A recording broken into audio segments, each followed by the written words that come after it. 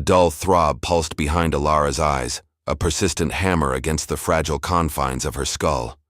She stirred, a groan catching in her parched throat, the sound rough and foreign even to her own ears. Her limbs felt heavy, anchored to a mattress that offered little comfort in its damp, straw-filled thinness. A shiver, deep and involuntary, racked her frame, though the air itself seemed to cling with a suffocating warmth. Disorientation clouded her mind, a thick fog obscuring recent memories, leaving her adrift in a sea of unknown sensations. Slowly, painstakingly, Alara forced her eyelids open. The world swam into focus, a blur of muted browns and grays. She lay in a small, sparsely furnished room, the walls rough-hewn timber, the floor packed earth. A single grimy window, covered by ill-fitting wooden shutters, offered the only source of natural light, carving a weak, dusty shaft across the gloom. This was not her home. The realization pricked at her, a strange, unsettling anomaly amidst the overwhelming physical distress. Her head pounded relentlessly, each beat echoing the fever that coursed through her veins. Her muscles ached with a profound weakness, as if she had run for days without rest. Chills danced across her skin, alternating with waves of searing heat that left her breathless. From beyond the thin walls, a cacophony of muffled sounds began to seep into her consciousness. A low guttural cough, followed by a choked gasp. Then, a distant wail, thin and keening, quickly swallowed by the oppressive silence that seemed to press in from all sides. The sounds were indistinct, yet undeniably human, laden with an undercurrent of suffering that sent a fresh shiver down Alara's spine. She pushed herself up, bracing her weight on an elbow, her vision momentarily blurring with the effort. A wave of nausea washed over her, driven by an instinct she couldn't quite name, a desperate need to understand her surroundings. Alara dragged herself towards the window. Her fingers fumbled with the rough wood of the shutters, finding a small gap where the planks didn't quite meet. Peeking through, her eyes strained against the dim light. The street outside was deserted, unnervingly still. Cobblestones, usually bustling with life, lay empty and silent, coated in a fine layer of dust. An eerie quiet hung in the air, broken only by the occasional distant moan. Then, a fleeting shadow danced across her limited view. A figure, cloaked in dark, heavy cloth, moved with a hurried, furtive grace, a small lantern swinging gently in their hand, casting dancing shadows before them. The figure passed quickly, disappearing around a corner before Alara could fully grasp its presence.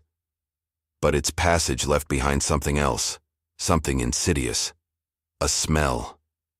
It was cloying, sickly sweet, yet with an undertone of decay, a scent that clung to the air like a shroud, making her stomach churn. Fragments of memory, disjointed and terrifying, began to surface from the murky depths of her mind. Crowded streets, yes, she remembered those. And faces, contorted in fear, eyes wide with panic. A relentless, mournful bell, its clang echoing endlessly, a harbinger of dread. She squeezed her eyes shut, trying to push the images away, but they persisted, whispering of an impending doom she couldn't quite grasp. Her gaze drifted back into the room, searching for something, anything, familiar. Her eyes landed on a small, tarnished silver locket resting on a rough wooden table beside her bed. It was hers. Engraved with a single faded rose, it was a gift from her brother, Liam, a small anchor in the storm of her confusion. She reached for it, her fingers trembling, the cold metal a stark contrast to her burning skin. As she reached, a sharp, searing pain erupted in her groin. A gasp escaped her lips. Her hand instinctively flew to the source of the agony, probing cautiously beneath the coarse fabric of her nightgown. Her fingers brushed against something hard, swollen and unmistakably alien. A lump, black and angry, protruded from her skin, hot to the touch, exquisitely painful. The distant cries outside seemed to intensify, no longer indistinct, but coalescing into a terrifying chorus of suffering. And then, through the din, a single word, repeated over and over, like a death knell, echoing from every shadowed corner of the silent street. Plague. Alara stared at the black lump, her breath catching in her throat, her heart hammering against her ribs.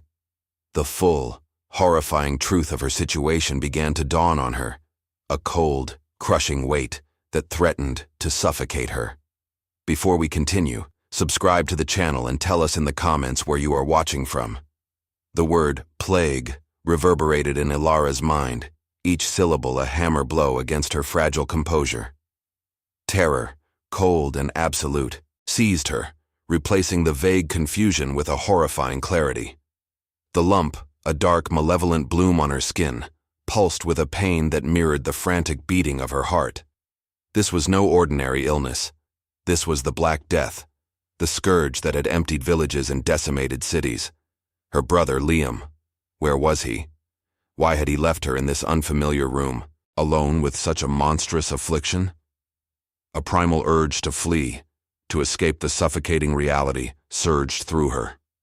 She stumbled towards the door, her legs unsteady, her body trembling with a mixture of fever and dread. Her hand fumbled for the latch, but it was useless. The door was barred from the outside, a heavy wooden beam preventing any escape. Panic clawed at her throat, a desperate, animalistic cry trapped within. She pounded weakly on the sturdy wood, her fists thudding against its unforgiving surface, but the sound was swallowed by the pervasive silence of the deserted street.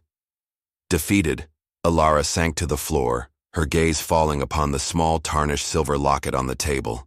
Beneath it, almost hidden by its weight, a folded piece of parchment caught her eye. With trembling fingers, she unfolded the note.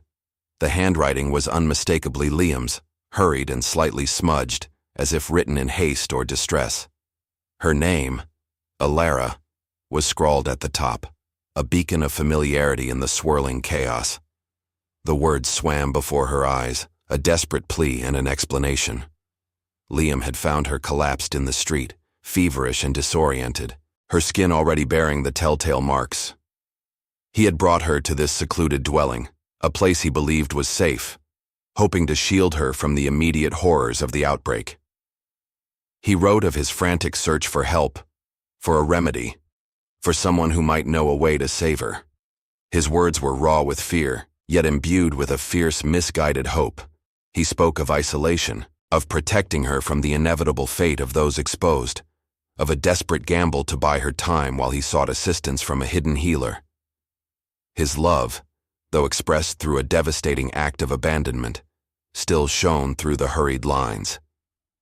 As Alara reread the note, a new sound pierced the oppressive quiet outside. Heavy, rhythmic footsteps, accompanied by gruff, authoritative voices, drew closer. Then, the piercing clang of a handbell, sharp and insistent, echoed through the street, a chilling harbinger of official intervention. Alara scrambled back to the window, her heart pounding a frantic rhythm against her ribs. Through the crack in the shutters, she saw them. Figures cloaked in dark, heavy fabric, their faces obscured by grotesque, beaked masks, moved with grim purpose. They were the watchmen, the enforcers of quarantine, their presence a terrifying confirmation of the plague's grip on the city. One of them carried a pot of crimson paint, another, a long brush. With chilling precision, they moved from house to house, marking doors with an ominous red cross, a symbol of infection, of isolation, of impending death. Alara watched, frozen in horror, as they stopped directly across from her dwelling. The brush, dripping with crimson, rose and descended, emblazoning the door of the opposite house with the dreaded mark. A cold dread seeped into her bones, but then her eyes flickered back to Liam's note. Amidst the despair, a fragile glimmer of hope.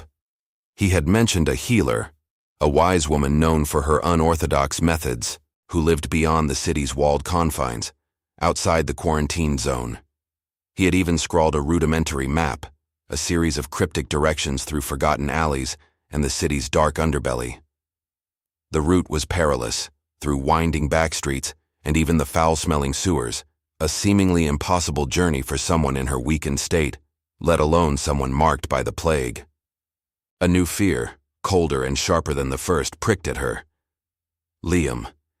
He wrote of seeking help, but what if he had failed?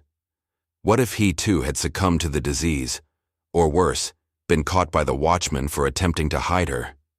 The stakes, Alara realized, were far higher than her own survival. A sudden, earth-shattering bang erupted from her own door, rattling the very foundations of the small room. A gruff voice, thick with authority and impatience, bellowed, "Open this door! By order of the plague wardens! Open now!" The sound was deafening, the demand undeniable. The violent banging intensified, each thud reverberating through Alara's fever-addled skull, forcing her to abandon the desperate thoughts of Liam and the healer. The gruff voice outside grew louder, threatening to splinter the door from its frame. There was no time for hesitation, no room for fear, only an instinct to survive. Her gaze darted frantically around the cramped room, searching for any alternative. Her eyes landed on the rough-hewn floorboards near the hearth. Liam's note, she remembered, had spoken of forgotten alleys and the city's dark underbelly. Could he have meant something more? With a surge of adrenaline, Alara stumbled towards the fireplace, her fingers scrabbling at the uneven planks. One board seemed slightly looser than the others. She tugged, grunting with effort, the pain in her groin flaring with each movement.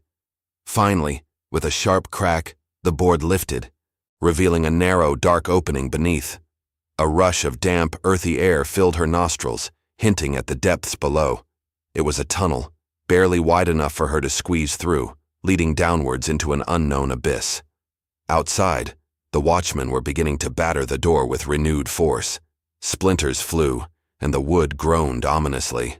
Alara took a deep, shuddering breath. Her decision made. She pushed the locket into her pocket, clutched Liam's note, and lowered herself into the pitch-black void, the sound of splintering wood echoing above her. Her descent was clumsy, a dizzying tumble through cold, damp earth. The claustrophobic passage pressed in on all sides, the darkness absolute, punctuated only by the ragged sound of her own breathing. Her worsening symptoms made every movement an agonizing effort, her head throbbing, her limbs heavy with fever. The tunnel eventually widened, opening into a vast, echoing network of damp, filthy sewers. The air here was thick with the stench of human waste and decay, a stark contrast to the cloying sweetness of the plague-ridden air above. Unseen water trickled and splashed, and strange, scuttling sounds echoed from the darkness, a symphony of the city's hidden underbelly. Alara pressed on, guided only by the glimmer of faint light filtering from distant grates and Liam's hastily drawn map, now crumpled in her sweaty hand. She stumbled, her foot catching on something unseen, sending her sprawling onto the slick, refuse-strewn ground. As she pushed herself up, her eyes adjusted to the gloom, revealing a huddle of figures in a recessed alcove. A destitute family, their faces gaunt and hollow-eyed, their clothes tattered rags, stared back at her with a mixture of fear and resignation. They were victims of the plague in another more insidious way, poverty and neglect. Despite her own profound suffering, a flicker of empathy stirred within Alara. She remembered a small, stale piece of bread she had instinctively grabbed from the table before her escape. With trembling hands, she offered it to them. The mother, a skeletal woman, took it with a silent, grateful nod, breaking off a piece for her infant. As Alara turned to leave, a young boy, no older than 10, his eyes wide and haunted, looked at the locket peeking from her pocket. "That's the same rose," he whispered, his voice raspy. Alara paused, confused. "My brother Liam," she managed, her voice barely a croak. "Have you seen him?" The boy nodded slowly, his gaze fixed on the locket. "He passed through here days ago," he said, his voice devoid of emotion. "Not alone, with the merchant's daughter, Sylvia." She was laughing. He looked strong, healthy. They were heading towards the river, away from the city. Alara's world tilted. Liam, healthy, fleeing with another woman. The crushing truth hit her with the force of a physical blow. Her brother, her only family, had not been seeking help for her. He had abandoned her, left her to die while he escaped with his new love. The note, his words of desperate hope, all of it a cruel, bitter lie. A wave of disbelief, then searing anger, washed over her, quickly followed by a profound, soul-deep sadness that threatened to consume her. The betrayal was a deeper wound than the plague itself. But from the depths of her emotional turmoil, a new resolve began to harden within her. Her fight for survival was no longer just about escaping death, but about confronting Liam, about understanding the depth of his treachery. The healer, the cure, they were now means to an end. She would live, and she would find him. A sudden, chilling scream pierced the sewer's oppressive silence, echoing off the damp walls. It was a human cry filled with terror, followed by the distinct splash of something large moving quickly through the murky water, heading directly towards her. The terrifying splash grew louder, closer, and Alara's heart pounded against her ribs, a frantic drumbeat against the backdrop of her own labored breathing. She scrambled backwards, her weakened limbs protesting, just as a pack of gaunt, feral dogs, their eyes gleaming with hunger in the gloom, burst from the murky water. Their snarls ripped through the silence, a chorus of predatory intent. One lunged, its teeth snapping mere inches from her face. Adrenaline, sharp and cold, flooded her system. She kicked out, a desperate, clumsy move, and found a burst of unexpected strength. With a guttural cry, she scrambled up a crumbling bank, the dogs nipping at her heels, their howls echoing her escape. She didn't stop, didn't look back, until the oppressive stench of the sewers gave way to the slightly cleaner, albeit still heavy air of the city's desolate outskirts. The sun, a weary orange orb, was beginning its slow descent, casting long, distorted shadows across the barren landscape. The dread, however, remained, a persistent companion. Following Liam's cryptic, now infuriatingly misleading directions, Alara stumbled through overgrown fields and discarded rubble. Just as despair threatened to consume her, a faint herbal aroma wafted on the breeze. It was subtle, almost imperceptible, but it was there.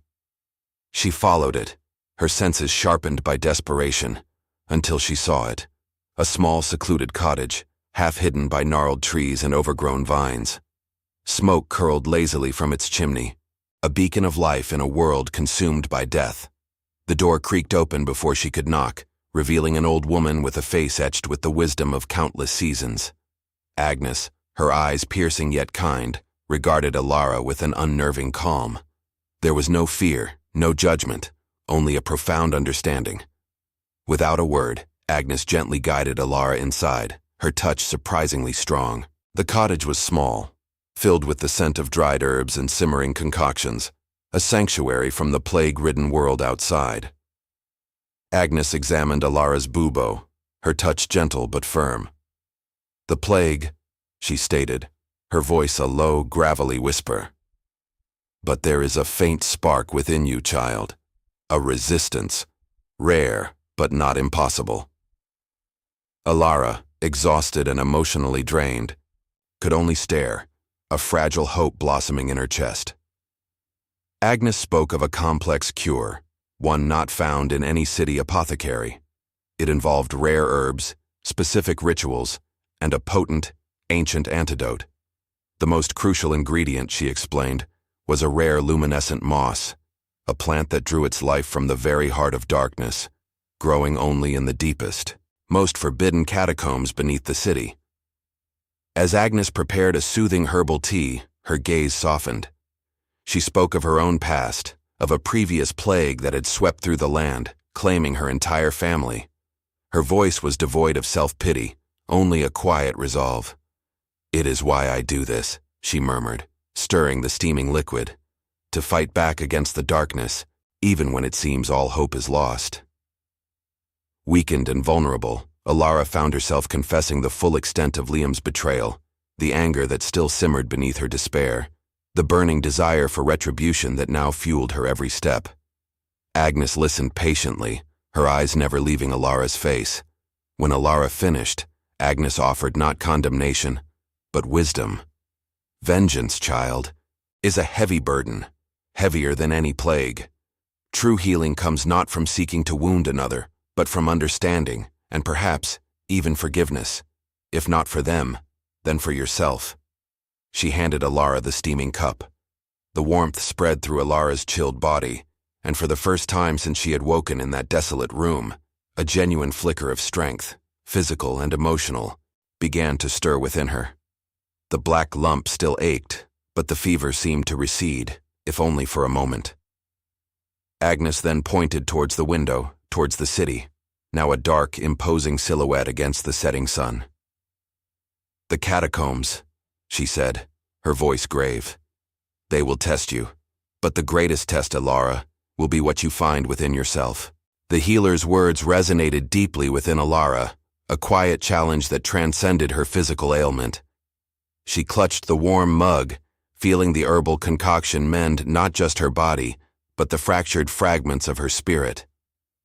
With renewed purpose, she rose from Agnes's humble cot, the city's shadowy silhouette beckoning her towards the perilous journey ahead. Her steps, though still unsteady, carried a new resolve as she made her way back towards the plague-ridden streets, her destination now the forbidden catacombs. The entrance to the catacombs was a gaping maw swallowed by overgrown ivy and crumbling stone, easily overlooked amidst the city's decay. A chilling draft seeped from its depths, carrying the scent of damp earth and something far more ancient, far more morbid. Alara descended into the darkness, each step echoing eerily in the oppressive silence. The narrow passages twisted and turned, a labyrinth of bones and shadows. Skulls peered from niches, empty eye sockets seeming to follow her every move, while femurs and tibias were stacked neatly, forming macabre walls that closed in around her. The air grew heavy, thick with the smell of decay, a stark reminder of the countless lives that had ended beneath the city. Hours blurred into an eternity of walking, her fear battling with the exhaustion that threatened to pull her under. Her bubo pulsed dully, a constant, painful companion, but the herbal tea had granted her a temporary reprieve from the worst of the fever. Just as despair began to creep in, a faint ethereal glow caught her eye. Tucked away in a hidden grotto, where the catacombs opened into a small cavernous space, was the luminous moss. It clung to the damp stone walls, pulsing with an otherworldly light, a living beacon in the realm of the dead. Relief, sharp and sudden, washed over her. She carefully approached, her hands trembling as she began to gather the precious remedy, her focus entirely on the delicate, glowing strands. Suddenly, a faint sound reached her ears. Footsteps, hesitant yet distinct, followed by the murmur of voices. Alara froze, her heart leaping into her throat. She pressed herself against the cold stone, the collected moss clutched tightly in her hand, her breath held captive in her chest. The voices grew louder, closer, echoing strangely in the grotto. Then, two figures emerged from the shadows. It was Liam. His face was haggard, etched with a weariness that mirrored her own, his clothes disheveled. Beside him, leaning heavily, was Sylvia, the merchant's daughter. Sylvia's condition was undeniably dire. Her skin was pale, clammy, and her breathing labored. Her eyes were sunken, and a telltale black swelling was visible on her neck, far more advanced than Alara's own. Liam's eyes, red-rimmed and filled with a profound guilt, met Alara's across the shadowy grotto. He flinched, as if struck, his expression a mixture of shock and agonizing remorse. "Alara?" he whispered, his voice hoarse, disbelieving. He stumbled forward, leaving Sylvia propped against the wall. He confessed everything, his words tumbling out in a torrent of self-loathing. He had been driven by fear, he admitted, a desperate, irrational terror that had blinded him. He had believed Alara was already lost, consumed by the plague, and had grasped at the promise of safety for himself and the woman he loved, Sylvia, who had then fallen ill despite their escape.